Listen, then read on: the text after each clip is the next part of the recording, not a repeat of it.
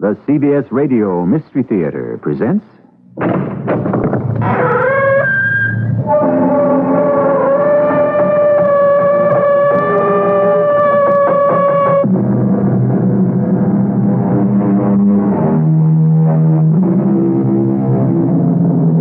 Come in.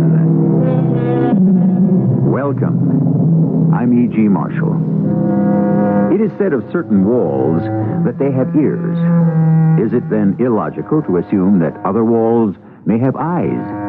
Indeed, it is said of certain houses, oh, if this old place could only speak, what tales it could tell.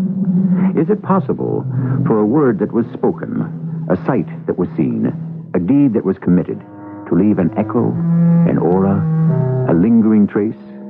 Well, that's why some houses are supposed to be haunted, no?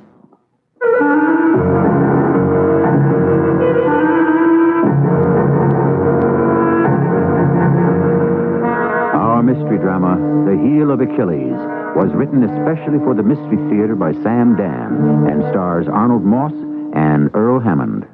I'll be back shortly with Act One.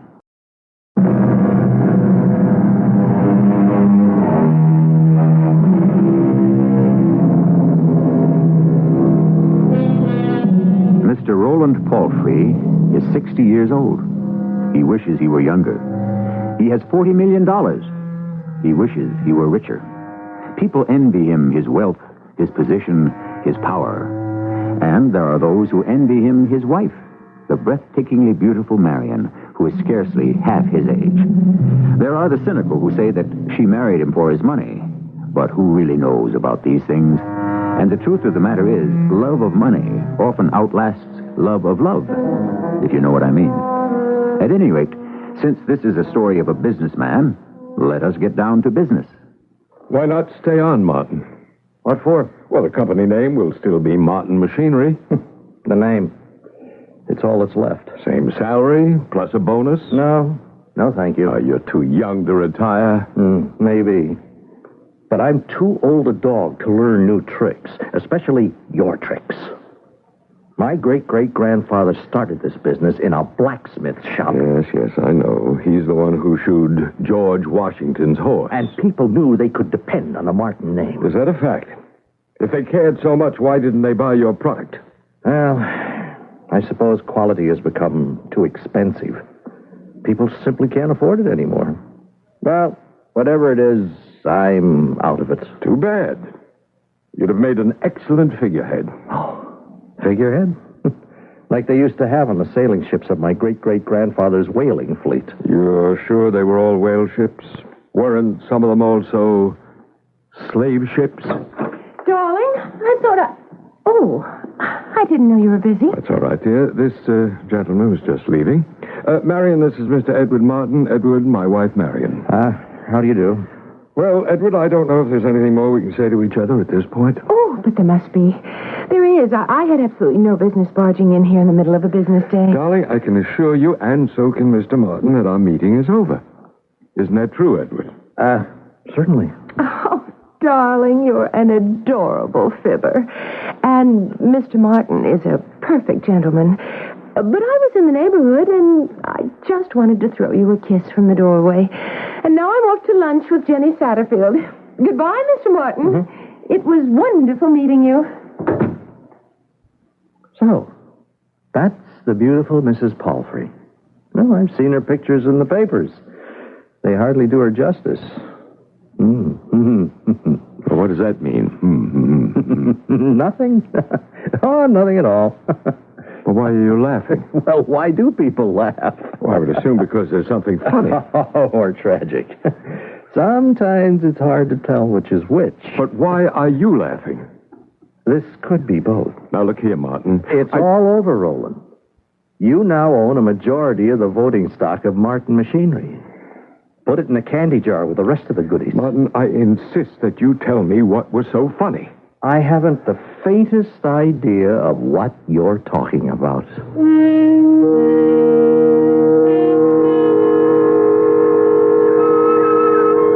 Ready? Served. Oh, no, darling, it was out. Oh, that means you win the set. Come on, give me me a chance to get even. Now? Well, now's the time while we're warmed up. Oh, all right. Oh, darling, you really don't want to play. Oh, nonsense. You're tired. We're going to relax for a bit, have a tall, cool, refreshing drink. We shouldn't overdo it. Look, Marion, I'm not tired. Well, perhaps not, but I am. Now, let's just go into the clubhouse and sit for a bit. Darling, Yes, Roland. that gentleman I introduced you to the other day. Mr. Martin? Oh, you remember his name? Oh, well, he's very handsome. Of course, he's not as handsome as you are, but then who is? Had you met him somewhere before? No, I don't think so. Why do you ask? Well, I get the feeling that he knew you. Oh, I'm sure I don't know him. Or that he knew something about you. Oh, well, darling, my life is an open book. Yes, well, Well, what?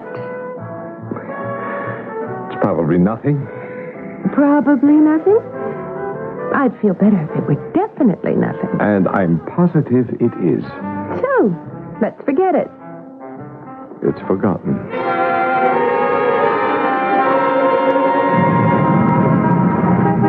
Hey, Martin! What? Why, it's Roland Palfrey. Hop in, I'll give you a lift. Hey, this is absolutely unbelievable. Well, it's fabulously wealthy Roland Palfrey driving his own car. Well, it's a fabulously expensive car. You've actually been lying here in ambush. It does look that way, doesn't it? Well, now where are we going? For a ride? You have nothing better to do? Martin, tell me, why did you laugh last week when my wife left the room? Why? I have a right to know. Right. Well, obviously, it concerns me. Well, I don't know. Why should I tell you? Well, on the other hand, why shouldn't I tell you? Now, look, Martin. Martin Machinery was very precious to me for reasons that you could never understand. To you, it's just another little company. To me, it was my whole world. It isn't my fault that you couldn't keep it. You could have stayed on. I wanted to kill you. I'm sure you did. I'm exactly what you call me. A sentimental fool. I ask myself, how do you fight him? He takes away your customers. He cuts off your sources of raw materials. He makes it impossible for you to get credit. He isn't human. He always considers every contingency. Thank you, Martin. And then I saw her. Who? Your wife. And I laughed. Why? Because I said to myself, I don't have to kill you. She will. What are you talking about? You are not invulnerable. And you're not invincible. You're like he was. Like who was? Achilles. The greatest of all the ancient warriors. Now, what does he have to Like do with... him, you have a heel. A vulnerable place. Can we have a sensible discussion? You never made a mistake in your life until you married her. What are you insinuating? What made you think a woman of her vibrant beauty, or her glowing sensuality, could be satisfied by you at 60?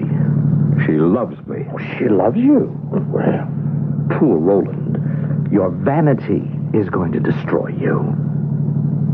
Where the best business brains, the toughest antitrust lawyers, the sharpest operators failed, your own vanity will succeed.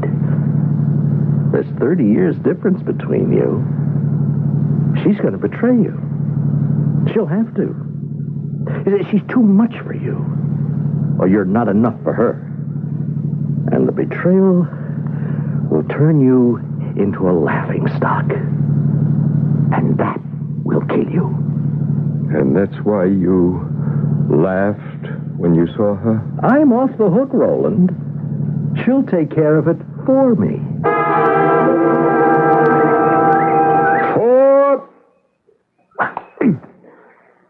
I'm afraid I hit it a little too fast. Oh, no, darling. A beautiful shot. Straight down the middle of the fairway. Mm-hmm. Not bad for an old duffer? Hmm? No, I don't mind you calling yourself a duffer. But you're not old. Dearest, I am 60. Well, you don't look a day over 40. Oh, now, come on. All right, 45, but that's absolutely my final appraisal. I just can't think of you as old. You're so handsome and so youthful. You do love me, don't you? I just can't kiss you right out here on the golf course, can I? Think of your image. Let's move out before we hold up play. Angel, Yes, dear? I saw this perfectly lovely old house out in Gulliver County. And you want to buy it. Well, it's a Victorian mansion. Then you go right ahead. I'll have someone in legal handle the details for you. Well, there is a problem. The real estate agent doesn't want to sell it.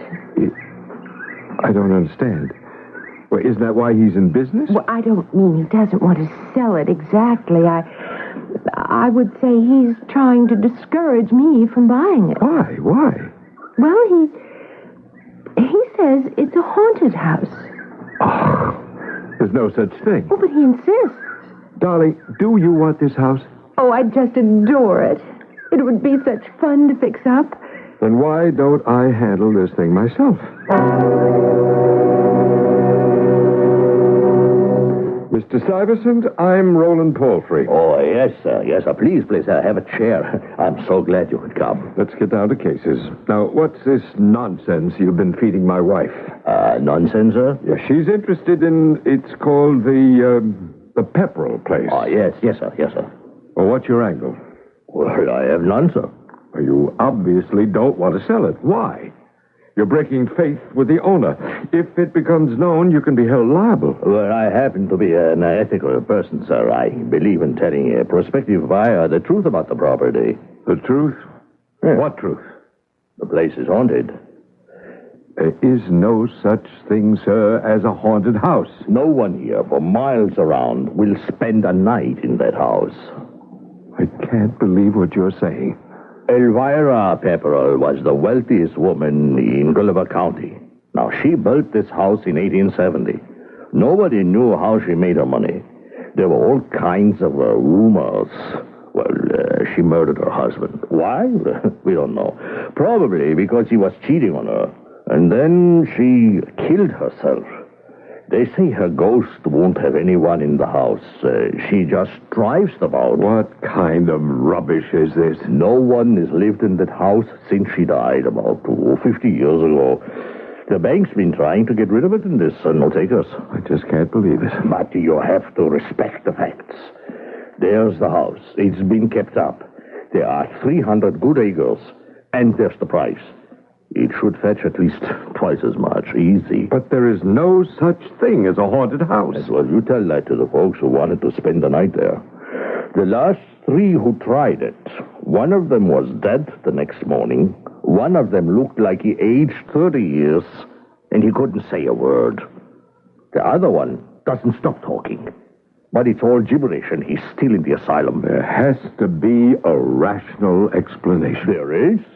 The place is haunted. I still say that that's impossible. Well, sir, if you're so sure, why don't you spend the night there?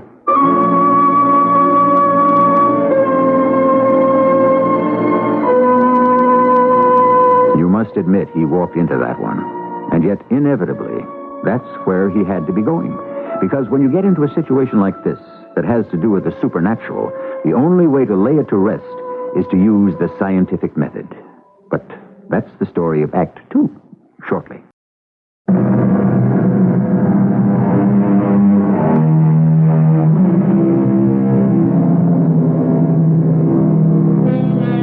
In the final analysis, the last words in any argument are usually, put your money where your mouth is. And so it is with us. Here we have a man of fantastic common sense who suddenly finds himself confronted by an impossible premise. And yet, he can only respond by putting up or shutting up. Why don't I spend the night in the Pepperell mansion? Well, what would that prove? Everything. Look, Mr. Stuyvesant, I'm a busy man. I only came here to straighten this thing out for my wife. Well, have you? Certainly. I'll tell her it's nonsense. And what makes you think she'll believe you? Mr. Stuyvesant, Are you serious? But, darling, there's evidence. Evidence would consist of facts to prove the existence of a ghost or ghosts. Well, what about those 3 people? And they're just the latest in a long line. My dearest, one never has trouble finding witnesses to support a superstition. I'll just tell Summerfield to have someone in legal arrange for the purchase. No, Roland. No? I changed my mind. But you said you adored the house. Well, that was yesterday. Well, why? I just told you. I simply changed my mind. I can't help it if I'm flighty. Well, yes, but... I suppose when you're older, you take everything so seriously. Oh? I see. What? What is it, darling? No, nothing. Oh, no. It's something.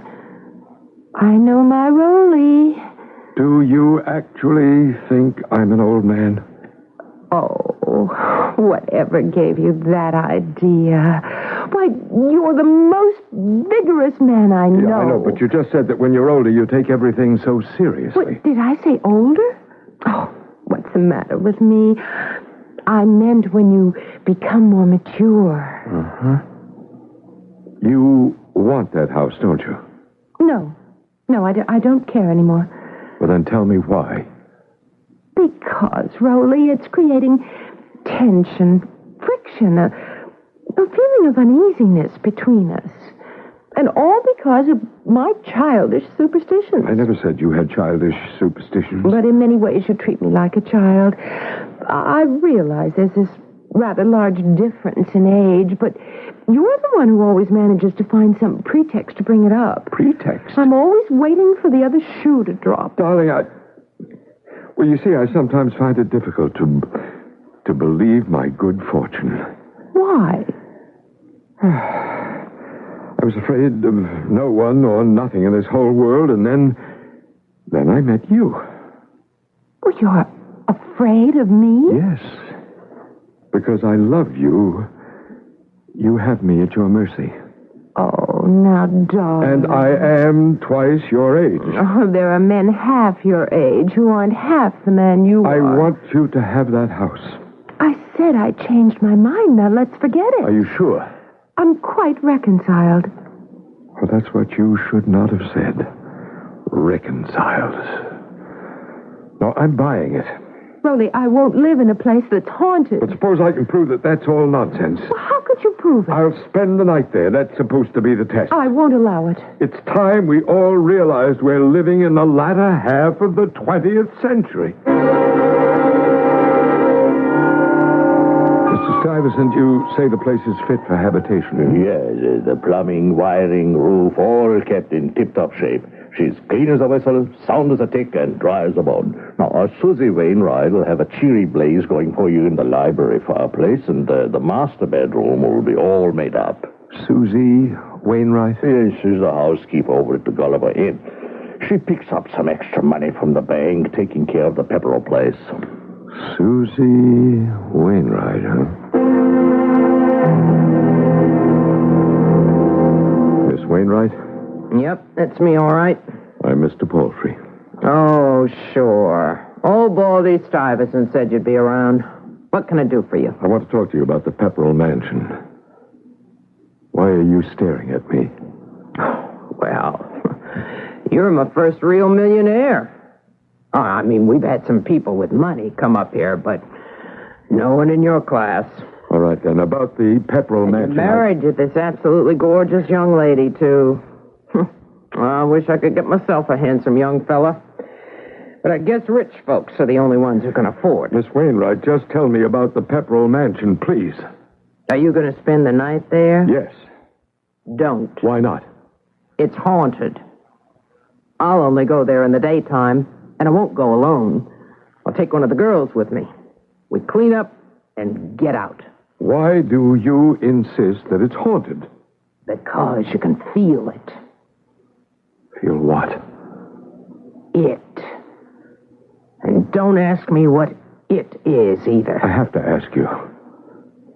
Well, it's a kind of tightness in your chest.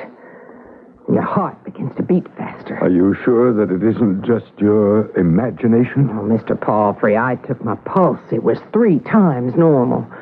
Asked Tim Cooley, the plumber, and Bob Free and the electrician what they go through when they have to go in there for repairs.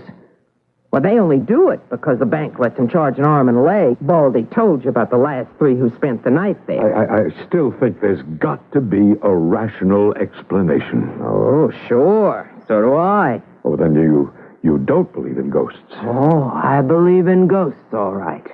Well, how can you say rational and ghosts?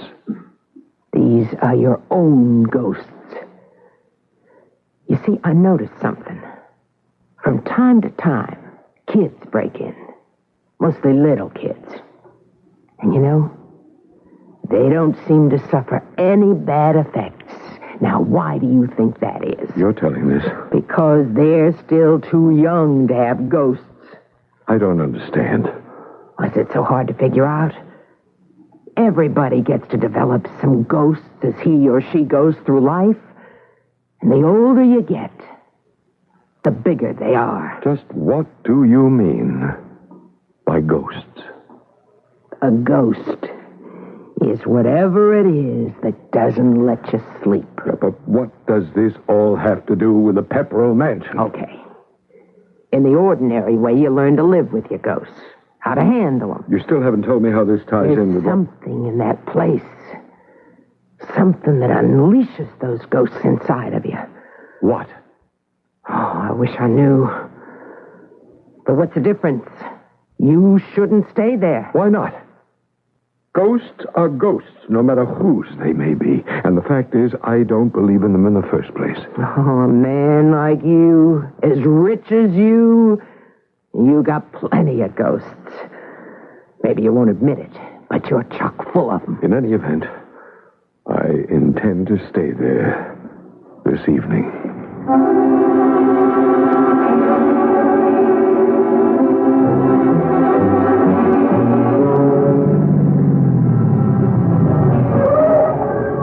Well, sir, we are here. Thank you, Mr. Stuyvesant. Now, are you sure I can't talk you out of it? Positive? In that case, here's the key. Now, Susie Wainwright left just before dark. Everything is ready for you. You can see the lights are on. And there's a telephone, of course? Oh, yes. And please, Mr. Palfrey, don't hesitate to use it in case of... in case of what? Anything.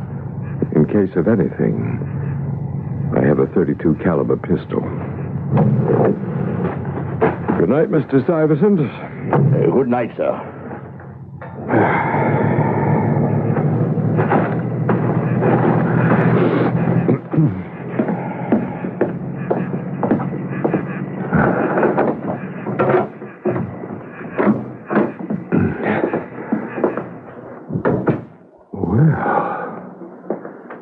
Very nice. Oh. I guess you can never get away from the telephone, even in a haunted house. Hello? Darling, are you all right? Of course, Marion. Oh, if anything happens to you... No, nothing's going to happen. I'll never forgive Darling, myself. please listen carefully. I have to do this to prove a point. I'm always fighting against superstition, short-sightedness, don't you understand? I simply couldn't pass up a challenge like this. Oh, you're so wonderful. So wise, so mature. I love you. And I love you, Marion. And nothing else matters. And now, my dearest, good night. Good night, darling. Seems to be a perfectly comfortable house. Oh, no, really. Hello. Mr. Palfrey, this is Susie Wainwright over at the inn. I see you're there. Obviously. Well, I made up the couch for you in the library. The fire's going. Thank you. On the table, you got an automatic percolator. It's filled with coffee. Thank you again. The kind without caffeine, so you can sleep. And there's a tray of sandwiches. Very kind of you, Miss Wainwright. The bank wants you to buy the house, so they picked up the tab. But do you want to listen to me? Well? Are you wearing your coat? No, why? If I was you, I'd put it on right now and run, not walk. Run to the nearest exit. Well, once again, Miss Wainwright, thank you. Well, don't say I didn't warn you. Good night, and happy dreams. Good night, Miss Wainwright. Oh. Coffee and a sandwich. And then I think I'll turn in early.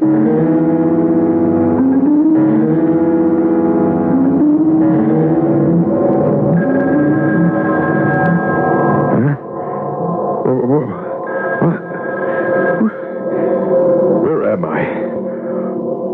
Oh. Who's that? Who's that at this hour?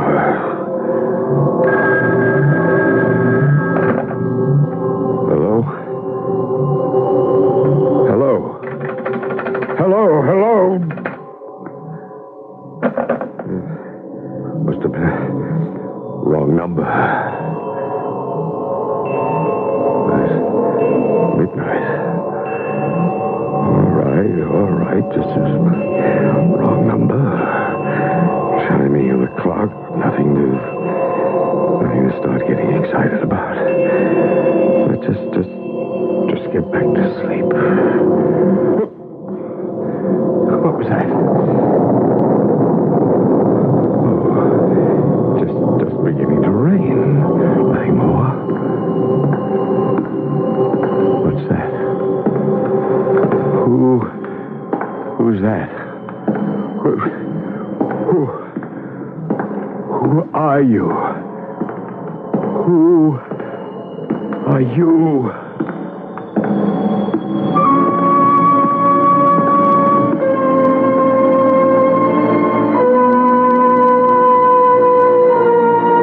There's going to be an answer to that question, but we'll get it in Act 3. Is there actually somebody there? A ghost? Is it another human being? Is there another possibility? You can review all these options during our brief intermission.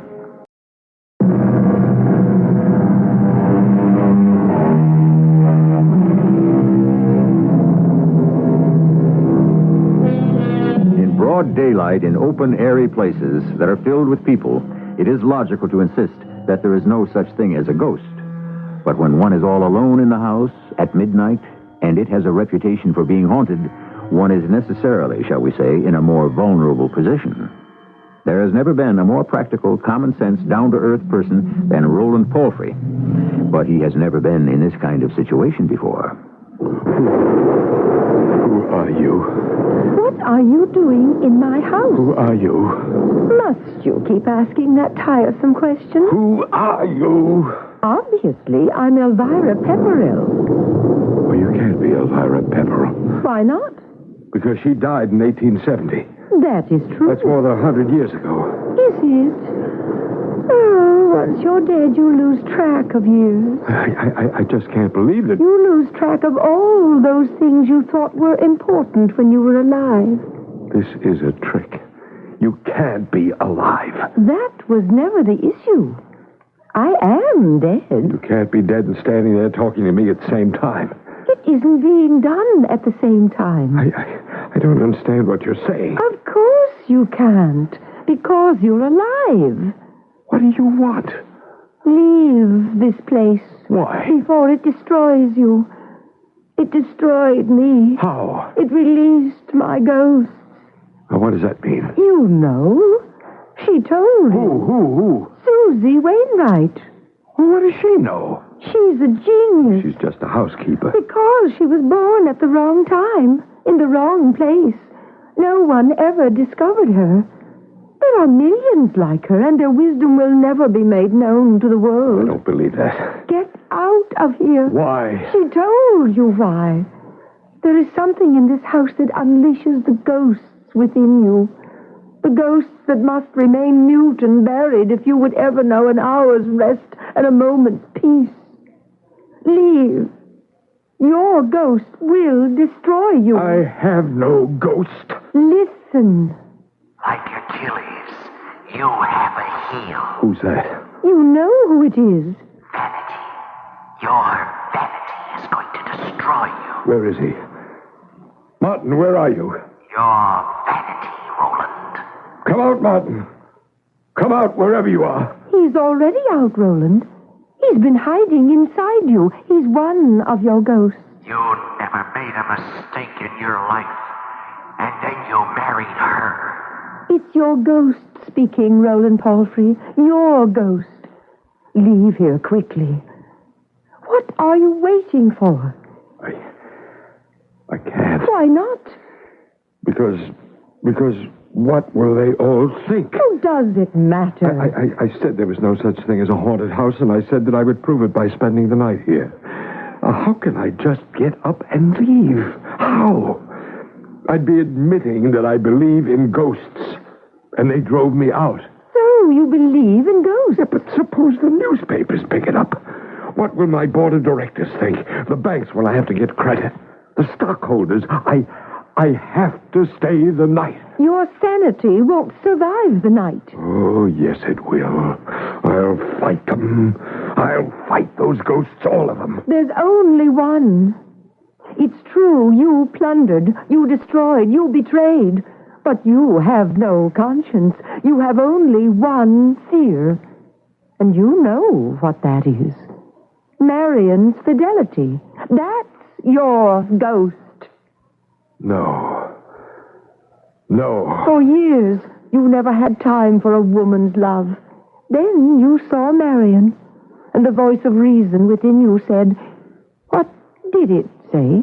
Well, it said, don't kid yourself. She's too young for you. There are rules. The old for the old, and the young for the young. Ah, but you were a man who lived by breaking the rules. And so you felt you could break this one, too. Yeah, but she loves me. She loves you. Poor Roland. Tell him to be quiet. You tell him to be quiet. He's your ghost. What made you think a woman of her vibrant beauty, her glowing sensuality, could be satisfied by you at 60? Oh, is that so? Well, listen to what she says about that. Oh, dearest, there are men half your age who aren't half the man you are. That's what she says. But how does she treat you? Darling, let's play another set. Now? Maybe you're tired. We'd better relax for a bit. We shouldn't overdo it. Can't you see? She's too much for you. Or maybe you're not enough for her. No, that isn't true. She's going to betray you, Roland. Oh, no. She'll have to. You see how all the good-looking young fellas give her the eye? You think she's not aware of it? She's only human. Tell him you're only human, Marion. I'm only human, Roland. Yeah, but you love me, Marion. You keep telling me you love me. Because she's trying to convince herself. She's fighting it, Roland. I'm trying, Rolly. I'm trying. But there are times when I miss a strong, young... Don't say any more. No more. I don't want to wither and die. I want fun. You're too old for me. Marion, darling, I can give you love. I want more. Get out of here. All of you. Get out or I'll kill you. You can't destroy ghosts with a gun, Mr. Palfrey. I'll destroy all of you. I will.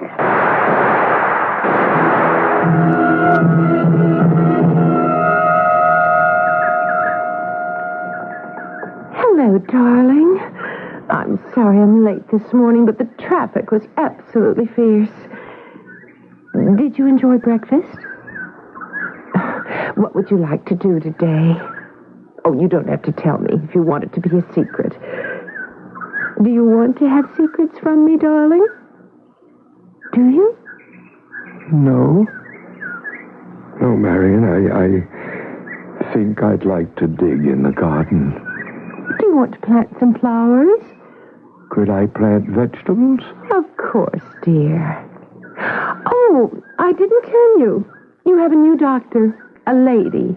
Her name is Dr. Pleskow, and she's very good. I would like to plant tomatoes. She's been going through the whole case history, all the records. As a matter of fact, she should be here now. And I'd also like to plant melons. All right. You suppose they could grow here? Well, we could ask the gardener. Mrs. Palfrey? Oh, how do you do, Dr. Pleskow? Rolly, dear, this is your doctor. Hello, Mr. Palfrey. Rolly? Hello, Doctor. We have every hope that Dr. Pleskow will be able to, We mustn't make promises, Mrs. Palfrey. We can only do our best. Oh, yes, I understand, Do you Doctor. suppose I could start my vegetable garden now? Doctor? Of course. The gardener said I could use that patch just beyond the trees. I'll see you in a little bit. Well, Doctor. From what I can see, he received a terribly traumatic blow to his psyche. Oh, I understand. I've spoken with everyone who had seen him that day, Mr. Stuyvesant, Miss Wainwright. Each of them has an interesting theory. The house is supposed to be haunted. Do you believe it, Doctor? I neither believe it nor disbelieve it. But there is an aspect of this case. Yes? I don't know. There's an element here that bothers me. Oh, what? It eludes me. I feel that it's the key to the entire puzzle. Well, hello. Why, it's Mr. Martin. Oh, I see you remember me. Oh, of course. You know, I'd heard old Palfrey had taken sick. I happened to have a summer place nearby, and since I was passing through, I thought I'd say hello. Well, I'm sure Rolly will be happy to see you. Well, where is the old boy?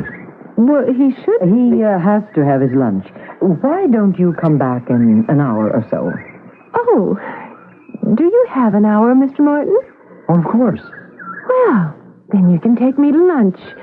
The visitors' cafeteria here has food that is quite edible. I'd be delighted. Will you excuse us, Doctor? Certainly.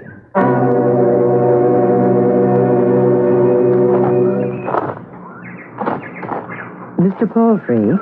Yes? Oh, you're the new doctor. I don't need a doctor. You don't? I'm very happy. This is a very beautiful place. Would you take me to lunch? If you want me to. We'll eat in the patient's dining room. But we have a few minutes. Let's sit and chat first. About what? You. Mr. Palfrey, you wanted to prove a point, so you agreed to spend a night in a haunted house. Is that what I did? You don't remember any of it? Well, something happened to you that night. I don't know what you're talking about, Doctor. I realize, but I have to say it. And after a while, it may get through to you. Your imagination may have created a nightmare experience where you actually thought there was a ghostly adventure. But I believe something else happened. Do you know what? No. It fell into place just a few minutes ago when I saw a man named Martin. Do you remember Mr. Martin? No. It seemed to me from the way they said hello that Mr. Martin and your wife are old friends. Marion has lots of friends. So I have just evolved a theory. You must listen. Yes? I'm your doctor. I'm going to get through to you sooner or later. I'm convinced that your wife and Mr. Martin are having an affair. All you have to do is to look at them. An affair? I realize you can't comprehend it now. They've staged this whole business. They got Mr. Stuyvesant and this Miss Wainwright to create this tale about a haunted house in order to get you inside. I don't know what they did or how they handled it from that point on, but whatever it was, it worked. They could have drugged you. Did you have anything to eat or drink in the house that night? Well, did you? Did I what? Have anything to eat or drink in the house? What house? The Pepperell house. The haunted house. I don't remember. You will. I promise you, you will. We'll keep working and working. Do you remember Mr. Martin? Martin. Why is that name so familiar? You do remember. In what connection? Well, His family had ships. Ships? Uh-huh. Slave ships. Or were they whaling ships? Oh, I know. It had something to do with shoes for George Washington's horse. Was George Washington's horse named Vanity? I don't think so. Vanity. Now, why does that word keep coming back to me?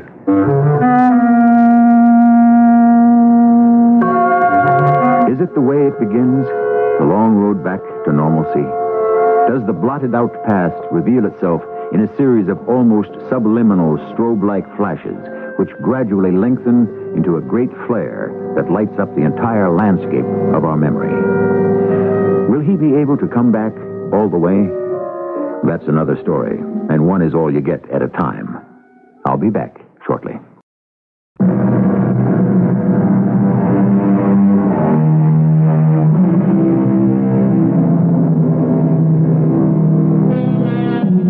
The name of our story is the Heel of Achilles.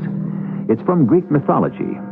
When the mighty warrior Achilles was born, his mother was told to immerse him in a certain stream. Every part of his body that was touched by the water would be safe against penetration by sword, spear, or arrow. His mother held him by the heels. Unfortunately, they were not covered by the magic water. And when he was struck in the heel by an arrow, that was the wound that killed him. We go into detail here because each of us has his own psychological Achilles heel.